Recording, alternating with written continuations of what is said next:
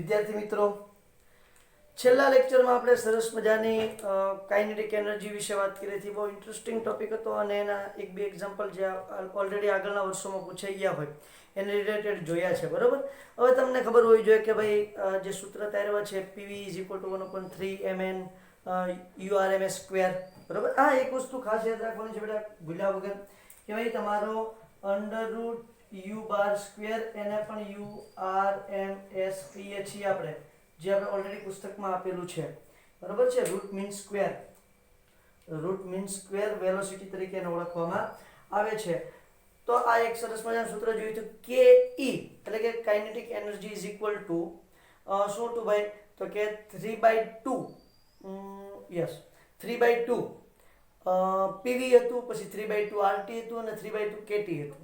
Clear છે. જે એક મોલ માટે જ્યારે વાત થાય છે ત્યારે 3/2 કેટી, જેને બોલ્ટ્ઝમેન અચળાંક તરીકે આપણે ઓળખીએ છીએ. આ સૂત્ર મસ્ત મજાના જે હતા ને એ સૂત્ર આપણે યાદ રાખવાના હતા. અને મેં કીધું હતું કે ભાઈ એની તારવણી કરી છે. એક સૂત્રને કીધું છે કે આ ભાઈ સ્વીકાર લેવાનું, કારણ કે એની તારવણી બહુ લાંબી છે. અને બીજું સૂત્રની તારવણી કરીને દેખાડી. ડોન્ટ વરી, તારવણી ન આવડે તો કંઈ જરૂર નથી. આપણને સૂત્ર આવડતા હોય એ અગત્યનું છે. સૂત્ર આપણી માટે કામના છે, એની તારવણી કંઈ કામની નથી. કોઈ તમને થિયરીમાં પૂછવાનું નથી ત્યાં. જે મેઇન કે નીટની અંદર અથવા તો એડવાન્સમાં કોઈ તમને થિયરી પૂછવા નવરું નથી ને. ડાયરેક્ટ તમને શું પૂછવાના છે, સીધા MCQ જ આપણે સોલ્વ કરવાનો આવશે. અને મેં તમને શીખવ્યું છે એ ટાઈપના જ MCQ છે. પછી આપણે URMS, UMP અને UAvg આ બધા જે ગતિ છે, સરેરાશ ગતિ, પછી મૂળ સરેરાશ વર્ગ ઝડપ, પછી જેને આપણે કહીએ છીએ મહત્તમ સંભાવ્ય ઝડપ. આના જે સૂત્ર તમને કીધા છે, √3 RT/m, √8 RT/m, √2 RT/m. આ જે સૂત્ર છે એ પણ તમારે યાદ રાખવાના છે અને એ સૂત્ર પણ આપણી માટે ઇમ્પોર્ટન્સ છે. હવે આપણે આજે જોવાનું છે કે ભાઈ તમારા વાસ્તવિક વાયુ અને આદર્શ વાયુ બે વચ્ચે શું તફાવત છે. કોની વચ્ચે? વાસ્તવિક વાયુ અને આદર્શ વાયુ વચ્ચેનું વિચલન. જો કે થિયરી બહુ લાંબી છે, એક લેક્ચરમાં કમ્પ્લીટ નહીં થાય, એટલે આપણે એને બે પાર્ટમાં વહેંચી દઈશું. આજે હું વાસ્તવિક વાયુ અને આદર્શ વાયુ વચ્ચે જે તફાવત છે એ તફાવત આપણે તમને સમજાવીશ. તફાવત મતલબ કે થિયરી જોવાની છે. અને બીજું કે જે ઝેડ દબનીય અવયવ એવો આપણે જોવાનું છે. બરાબર છે. કે તો સંકોચનીય અવયવ, એ જે અવયવ છે Z is equal to PV ના છેદમાં RT, તો એ અવયવની વાત આપણે નેક્સ્ટ લેક્ચરમાં કરશું. આજે આપણે એના જે ગ્રાફ છે એ ગ્રાફની સામાન્ય સમજૂતી, દબાણ અને તાપમાન તમારા વાસ્તવિક વાયુને આદર્શ વાયુ બનાવવામાં શું હેલ્પ કરે છે, વાસ્તવિક વાયુને આદર્શ વાયુ બનાવવામાં શું હેલ્પ કરે છે એની આપણે વાત કરવાની છે. તો આદર્શ વાયુ અને વાસ્તવિક વાયુ, અથવા તો આદર્શ વાયુ આદર્શ વાયુ વર્તણૂકમાંથી વિચલન, વાસ્તવિક વાયુની આદર્શ વર્તણૂકમાંથી વિચલન, એવું હેડિંગ આપું છું. વાસ્તવિક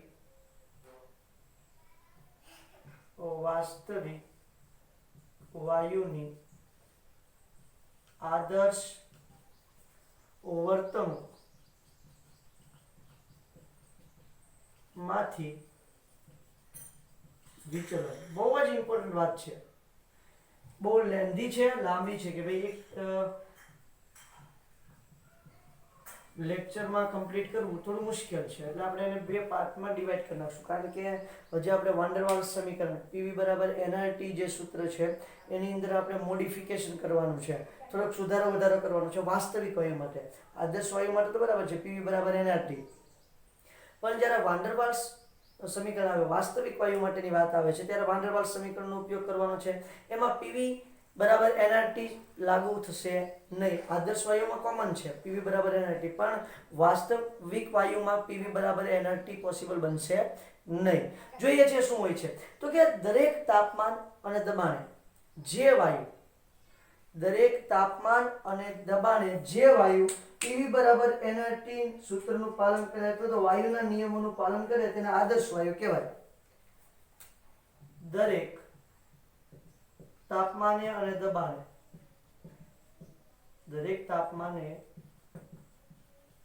દબાણે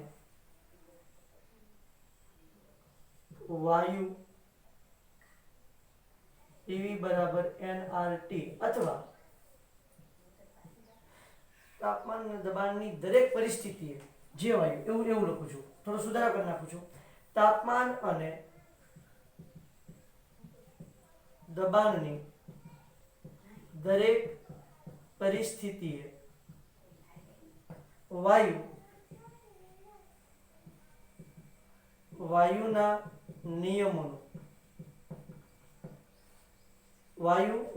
નિયમોનું પાલન કરે તેને આદર્શ વાયુ કહે છે. તેને આદર્શ વાયુ તરીકે ઓળખવામાં આવે છે. બરાબર છે કે ભાઈ તમારું જે વાયુ છે એ તાપમાન અને દબાણની દરેક પરિસ્થિતિએ વાયુના નિયમોનું પાલન કરે અને પીવી બરાબર nRT નું પણ પાલન થવું જોઈએ. આદર્શ વાયુ સમીકરણ પીવી બરાબર nRT નું પણ પાલન કરે અને વાયુના નિયમોનું પાલન કરે એને આપણે શું કહીએ છીએ તો કે આદર્શ વાયુ તરીકે ઓળખીએ છીએ. પરંતુ આવો વાયુ પોસિબલ છે જ નહીં. આવો વાયુ કોઈ છે જ નહીં કે જે દરેક પરિસ્થિતિ તાપમાન અને દબાણની હરેક પરિસ્થિતિ પીવી બરાબર nRT અને વાયુના નિયમો એટલે કે બોયલનો નિયમ, ચાર્લ્સનો નિયમ, ગેલ્યુસેકના નિયમનું પાલન કરે એવું પોસિબલ નથી. એટલે કે કોઈ વાયુ આદર્શ વાયુ નથી. વાત પૂરી. કે કોઈ પણ વાયુ છે ભાઈ આદર્શ વાયુ હોતો નથી. તો હવે આપણે એને આદર્શ બનાવવો છે. જો ભાઈ એવું કે ભાઈ કોઈ એક વ્યક્તિ છે, સમજો કે ભાઈ કોઈ પણ એક વ્યક્તિ લઈ લ્યો કે ભાઈ તમારા ટીચર હોય, તમારા પેરેન્ટ્સ હોય, કોઈ તમારા આદર્શ હોય, તો એ આદર્શ છે, તમે એને આદર્શ માનો છો, બરાબર છે, કારણ કે એની અંદર ઘણી બધી ખૂબીઓ છે, ઘણી બધી સારી સારી વાતો છે. પણ ખરેખર એ માણસ સંપૂર્ણ હોય જ નહીં. તમારા સર હોય તો સર દરેક વાતે સંપૂર્ણ પોસિબલ છે જ નહીં. બરાબર, જેની અંદર માત્ર સારી સારી વાતો જ હોય, ખરાબ વાત એક પણ ના હોય, એને આપણે આદર્શ કહીએ. તો એવું ક્યારેય પોસિબલ જ નથી. દુનિયામાં એવો કોઈ વ્યક્તિ જ નથી કે જેની અંદર બધી સારી જ વાતો હોય, એક પણ વાત ખરાબ ન હોય. એવું શક્ય છે નહીં. તો શું કરીએ છીએ આપણે? થોડીક જે ખરાબ વાતો છે ને એને બાદ કરી અને આપણે એને શું કરી દઈએ છીએ? સારું ગણી લઈએ છીએ. તો અહીંયા પણ એવું છે કે જે વાયુ અને એટલે કે ભાઈ ઘણા બધા વાયુઓ જે છે કે જે ઊંચા તાપમાને અને નીચા દબાણે આદર્શ વાયુ જેવી વર્તણૂક દર્શાવે છે. વાસ્તવિક વાયુ ઊંચા તાપમાને અને નીચા દબાણે શું થાય છે? આદર્શ વાયુ એક તો શક્ય છે જ નહીં, આદર્શ વાયુ દુનિયામાં છે જ નહીં. તો શું થાય છે કે વાસ્તવિક વાયુ ઊંચા તાપમાને અને નીચા દબાણે વાસ્તવિક વાયુ આદર્શ વાયુ જેવી વર્તણૂક દર્શાવે છે. વાસ્તવિક વાયુ આદર્શ વાયુ જેવી વર્તણૂક દર્શાવે છે. એટલે કે તમે એનું ઊંચું તાપમાન કરો અને નીચું દબાણ કરો તો તમારો જે વાયુ છે વાસ્તવિક વાયુ એકાના તરીકે વર્તવા મળે છે, આદર્શ વાયુ તરીકે વર્તવા મળે છે. સાહેબ ચાર્લ્સના નિયમમાં પણ આ ઘટના આવી હતી. ઊંચા તાપમાને નીચા દબાણે તમારો કોઈ પણ વાયુ આદર્શ વાયુ તરીકે વર્તે છે. યાદ હોય તો સાહેબ આ વિધાન તમને તમારી માટે નવું નથી. જો તમને ચાર્લ્સનો નિયમ યાદ હોય તો ક્લિયર થાય છે આખી વાત. હવે શું થાય કે ભાઈ તમે એનું ઊંચું તાપમાન રાખો અને નીચું દબાણ રાખો એટલે શું થઈ જાય તો કે આદર્શ વાયુ તરીકે વર્તવા મળે છે. હવે સાહેબ આ પરિસ્થિતિ ન હોય તો એટલે કે જે વાયુ દરેક પરિસ્થિતિમાં એટલે કે દરેક દબાણ અથવા તો નીચા તાપમાને અને ઊંચા દબાણે આદર્શ વાયુના સમીકરણને અથવા તો વાયુના નિયમોને અનુસરે નહીં તો એને શું કહેશું આપણે? બિન આદર્શ અથવા તો વાસ્તવિક વાયુ કહે છે. જે વાયુ અહીંયા ઊંચું તાપમાન અને નીચા દબાણે વાસ્તવિક વાયુ છે એ આદર્શ તરીકે વર્તે છે. પણ જે વાયુ દરેક તાપમાને અને દબાણે આદર્શ વાયુ સમીકરણ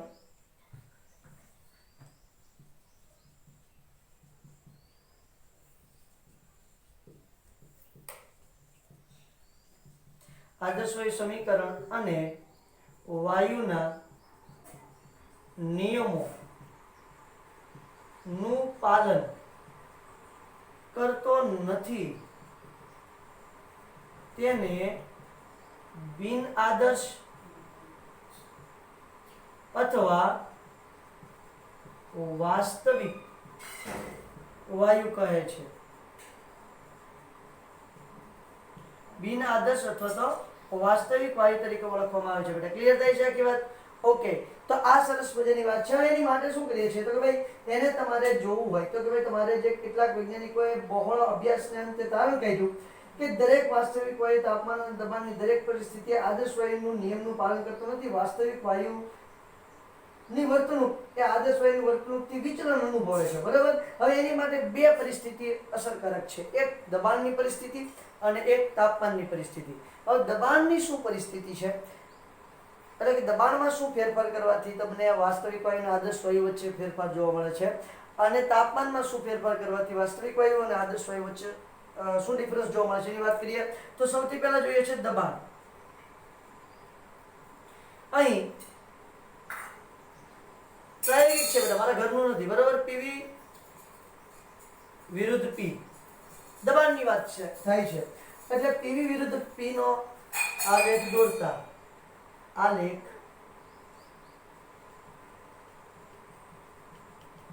દોર્યો છે આલેખ. અમુક વાયુ લીધા છે, અમુક વાયુ લઈ અને એના સાથે એક્સપેરિમેન્ટ કરી અને ગ્રાફ દોર્યો છે સરસ મજાનો. અહીંયા લીધું છે દબાણ P, અહીંયા છે PV. બરોબર છે? દબાણ અને કદનો ગુણોત્તર. હવે જો તમે અહીંયા જોશો ને બેટા તો આ આદર્શ વાયુ છે, એનો આવી રીતે ગ્રાફ મળશે. તમે દબાણ વધારશો તો PV નું મૂલ્ય કેવું મળશે? અચળ મળશે. અને આપણે બહુ સારી રીતે જાણીએ છીએ દબાણમાં ફેરફાર કરતા PV ના મૂલ્યમાં કોઈ ફેરફાર થશે નહીં. તાપમાનમાં ફેરફાર કર્યો નથી. હવે જો શું થાય છે, હવે તમે જ્યારે જોવા જાઓ તો હાઇડ્રોજન અને હિલિયમ ને લ્યો ને બેટા, આ કેવું છે તો કે 0 દબાણ. કેવું છે? અહીંયા 0 દબાણ છે. ત્યારે તમે હાઇડ્રોજન અને હિલિયમ ને લ્યો, કોને લેવાનું છે?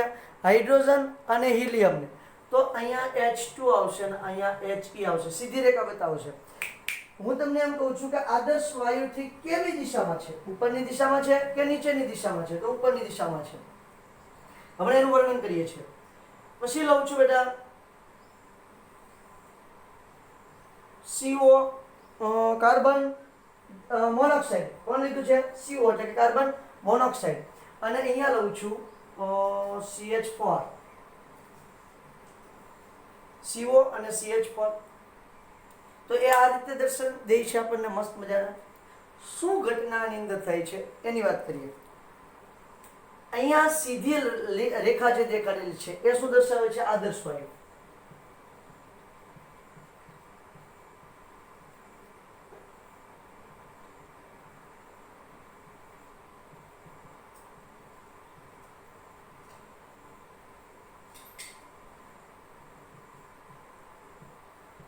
કોઈ પણ દબાણ લ્યો, જો કોઈ પણ દબાણે તેના કોઈ મૂલ્યમાં ફેરફાર થતો નથી. CO અને CH4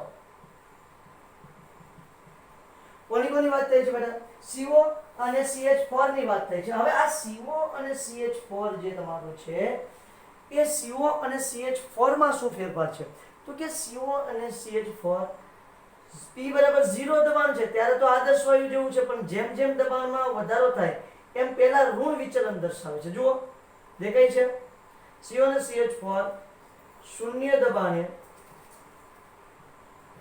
આપણે નેક્સ્ટ લેક્ચરની અંદર જોવાના છે કે CO2 પણ લેશું, આપણે N2 પણ લેશું, બહુ બધા લેવાના છે. પણ અત્યારે CO અને CH4 ની વાત કરીએ. CO અને CH4 શૂન્ય દબાણે આદર્શ વાયુ જેવી વર્તણૂક દર્શાવે છે. જેમ દબાણ વધે છે તેમ શરૂઆતમાં કેવું વિચલન દર્શાવે છે? ઋણ વિચલન. અહીંથી નીચેનું છે એ ઋણ છે અને ઉપરનું છે એ શું થઈ જાય? ધન છે. શરૂઆતમાં ઋણ વિચલન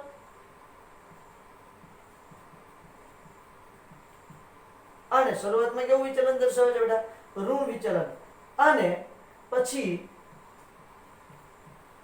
દબાણના વધારા સાથે ધન વિચલન દર્શાવે છે. યસ યા નો?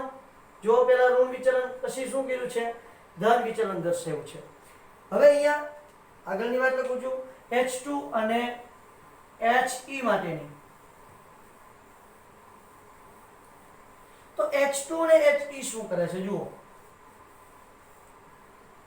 તો કે ભાઈ તમારું H2 અને He જે છે એ દબાણના વધારા સાથે સીધું કેવું વિચલન દર્શાવે છે?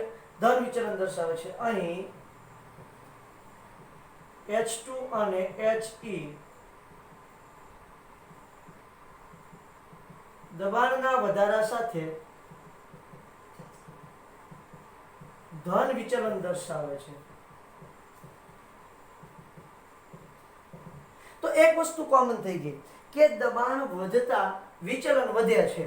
આ વસ્તુ કોમન થઈ ગઈ. તો દબાણ ઘટાડીને શૂન્ય કરી નાખો તો શું થઈ જાય? આદર્શ વાયુ જેવું થઈ ગયું. એટલે જેમ જેમ દબાણમાં ઘટાડો કરવામાં આવે તેમ વર્તણૂક આદર્શ વાયુ જેવી બનતી જાય. બેટા કોના જેવી બનતી જાય છે? વર્તણૂક આદર્શ વાયુ જેવી બનતી જાય. હવે બોયલ નામના વૈજ્ઞાનિકે છે ને ડાયરેક્ટ દબાણ અને કદ નો ગ્રાફ દોર્યો. કોને ભાઈ? બોયલ. કયો ગ્રાફ દોર્યો છે બેટા? ડાયરેક્ટ દબાણ અને કદ નો ગ્રાફ દોર્યો. અહીંયા લીધું છે ને દબાણ અને અહીંયા લીધું છે કદ. એક વસ્તુ તો આપણે જાણીએ છીએ કે જેમ બાહ્ય દબાણ વધે એમ કદમાં શું થાય? ઘટાડો થાય છે. બરાબર? હવે જો એને પહેલા શું કીધું છે ભાઈ? ઊંચું દબાણ લીધું છે. ઊંચા દબાણે એને મસ્ત મજાનો ગ્રાફ મળ્યો છે.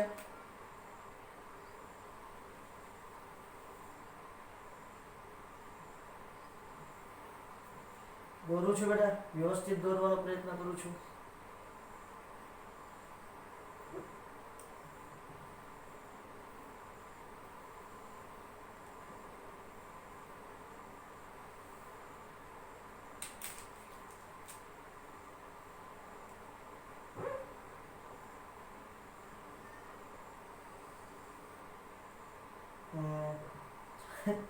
એક જ મિનિટ પેલા થોડો વહેલા છેદી જાય છે, આપણે એના પછી છેદાવવાનો છે. યસ, હવે રાઈટ છે. ચલો, તો દબાણ અને કદ વચ્ચેનો ગ્રાફ દોર્યો છે. બોયલ નામના સરસ મજાનો ક્યુટ એવો વૈજ્ઞાનિક છે. આ છે તમારો આદર્શ વાયુ અને આ છે તમારો વાસ્તવિક વાયુ.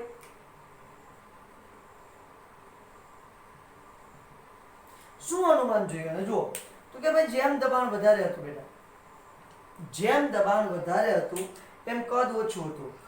તો જ્યારે સાહેબ તમે એને એક સરખું દબાણ રાખો છો, સમજો કે ખૂબ ઊંચું દબાણ છે બંનેનું, આ સ્થાન પર, આ સ્થાન પર બંનેનું ખૂબ ઊંચું દબાણ છે, તો અહીંયા શું જોવા મળે છે? જુઓ તો તમારો જે આદર્શ વાયુ છે એના કદ કરતા વાસ્તવિક વાયુનું કદ કેવું છે? વધારે. ખૂબ ઊંચા દબાણે આદર્શ વાયુ કરતા વાસ્તવિક વાયુનું કદ કેવું છે?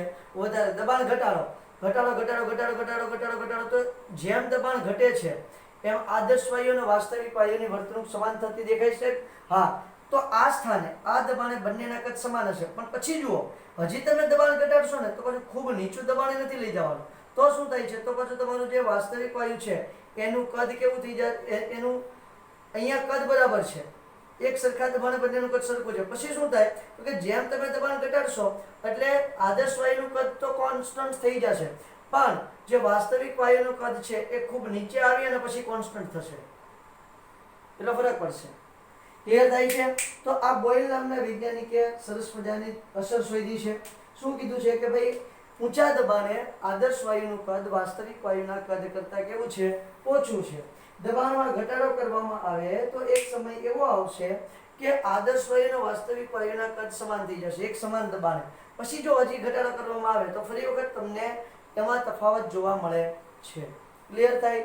આ વાત છે વાયુની. હજી આ ગ્રાફ આપણે નેક્સ્ટ લેક્ચરની અંદર ડિટેલમાં જોવાનો છે, માત્ર ઉપર ચલી તમને સમજૂતી આપું છું. સ્ક્રીનશોટ લ્યો અને તાપમાનની વાત કરવી છે. ફટાક દઈને લ્યો બેટા. હવે જોવી છે સરસ મજાની તાપમાનની અસર.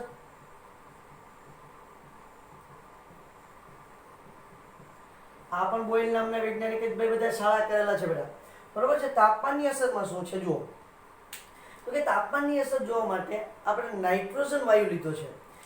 ગ્રાફ તો પીવી વિરુદ્ધ પીનો જ લેવાનો છે. અહીં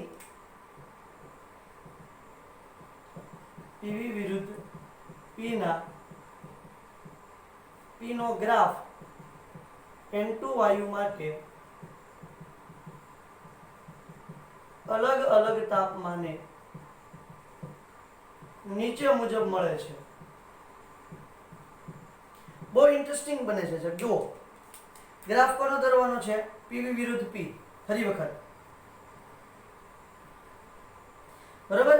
હવે જો આ અલગ અલગ ગ્રાફ છે, હું એને એક ગ્રાફમાં સમજાવી દઉં છું. નાઇટ્રોજન વાયુ લીધો, આ આદર્શ વાયુ છે અને નાઇટ્રોજન વાયુ લઉં છું. તો પેલા વિચલન માટે જે નીચેનો વક્ર મળ્યો હતો ને એવડો એટલો બધો મળ્યો હતો T1 તાપમાને, બરોબર છે. પછી T2 તાપમાન માટે દોર્યો આ ગ્રાફ, એટલે કે તાપમાનમાં શું કર્યો? વધારો. તો જે આ ગ્રાફ મળ્યો હતો પેલા એટલો બધો એનો કર્વ ઊંડો મળ્યો હતો, એ કર્વ ઓછો થઈ જશે. પછી T3 લઈ લે, આ T2 છે. પછી તાપમાન T3 લઉં છું તો એ કર્વ હજી તો સાંકડો થઈ જશે. T4 તાપમાન લઉં છું, આ T3 છે. આ રીતે જોવા મળે છે. આ કોની વાત થઈ છે? N2 વાયુ માટેની. કોની વાત થઈ છે બેટા? N2 વાયુ માટેની વાત થઈ છે. તો N2 વાયુ માટે તમે PV વિરુદ્ધ P નો આલેખ દોરો છો અને તાપમાનમાં શું કરો છો? ફેરફાર કરો છો, વધારો કરતા જાઓ છો. ચલો ને, અહીં તૂટક રેખા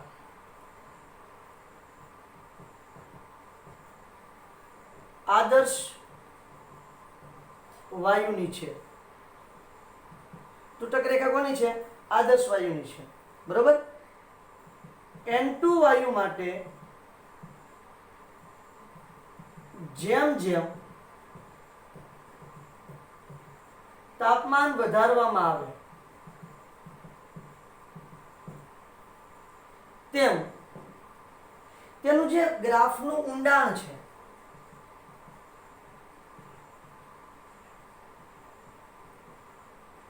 એ ઊંડાણ કેવું થતું જાય બેટા? સાંકડું થતું જાય છે. જો તેમ તેમ ગ્રાફનું ઊંડાણ વક્ર છે એ ન્યૂનતમ થતો જાય છે અને છેવટે ખૂબ ઊંચા તાપમાને કેવો થઈ જશે?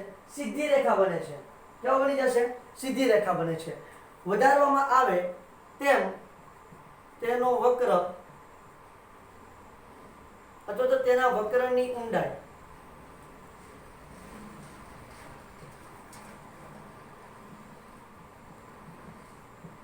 ઓછી થતી જાય છે.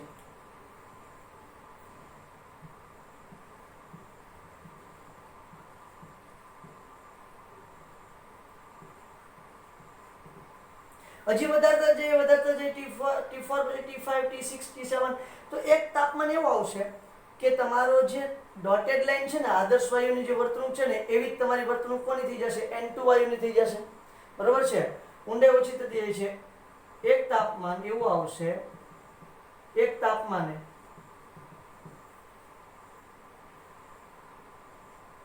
N2 વાયુ આદર્શ વાયુ જેવી વર્તણૂક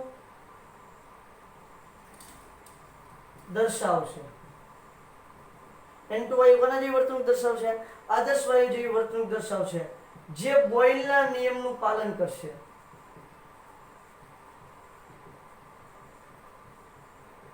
બોયલના ક્યાં બેટા? બધા નિયમનું પાલન કરશે. બોયલના, ચાર્લ્સના, ગેલ્યુસેકના, PV બરાબર NRT સૂત્રના, કારણ કે આદર્શ વાયુ જેવું બની ગયું છે તો બધા નિયમનું પાલન કરવાનું છે. જે તાપમાને બોયલના નિયમનું પાલન થાય તેને બોઇલ બિંદુ, તેને કયું બિંદુ કહેવાય? બોઇલ બિંદુ તરીકે ઓળખવામાં આવે છે બેટા. બોઇલ તાપમાન અથવા તો બોઇલ બિંદુ અથવા બોઇલ તાપમાન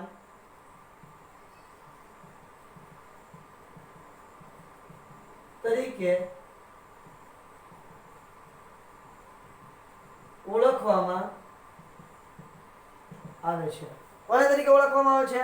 બોઇલ તાપમાન તરીકે અથવા તો બોઇલ બિંદુ તરીકે ઓળખવામાં આવે છે. ક્લિયર થાય છે? જો દરેક વાયુનું બોઇલ તાપમાન કે બોઇલ બિંદુ અલગ અલગ હોય, હવે સમજી લો કે ભાઈ N2 વાયુ છે તો એનું બોઇલ તાપમાન 332 કેલ્વિન છે, H2 વાયુ માટે 108 કેલ્વિન છે, N2 વાયુ માટે 332 કેલ્વિન, N2 વાયુ માટે બોઇલ તાપમાન 332 કેલ્વિન તથા H2 વાયુ માટે બોઇલ તાપમાન 108 કેલ્વિન છે. બોઇલ તાપમાન શેના પર આધાર રાખે છે? નીચેની લાઈન દેખાશે બેટા, જોઈ લો. યસ યસ દેખાશે. બોઇલ તાપમાન વાયુના સ્વભાવ પર આધાર રાખે છે, જે વાયુના સ્વભાવ પર આધાર રાખે છે. ક્લિયર થાય છે? તો આ વાત હતી તાપમાનની અસરની અને દબાણની અસરની. બહુ ઇન્ટરેસ્ટિંગ વાત છે અને બહુ સરસ મજાની વાત છે. એટલે આ જે નાઇટ્રોજન છે એનું તાપમાન વધારતા જાઓ જ્યારે 332 કેલ્વિન તાપમાન તમે એનું કરશો એટલે એની જે ડોટેડ લાઈન છે, સમજી લો કે ભાઈ આની પછીનું તાપમાન 332 છે, T5 છે એ 332 છે, બરાબર છે? તો તમારું ડોટેડ લાઈન અને સીધી લાઈન બંને એક જ થઈ જશે. કારણ કે તમારું નાઇટ્રોજન વાયુ છે એ આદર્શ વાયુ તરીકે વર્તણૂક દર્શાવવા મળશે. ક્લિયર થાય છે? તો આજે આપણે એટલે સુધી રાખીએ. કાલે જોઈએ છીએ એક વાસ્તવિક વાયુ માટે જે વાન ડર વાલ્સ સમીકરણ છે તે અને સંકોચનીય અવયવ અથવા તો દબનીય અવયવ Z ની વાત. આજે આપણે એટલે સુધી રાખીએ. Thank you.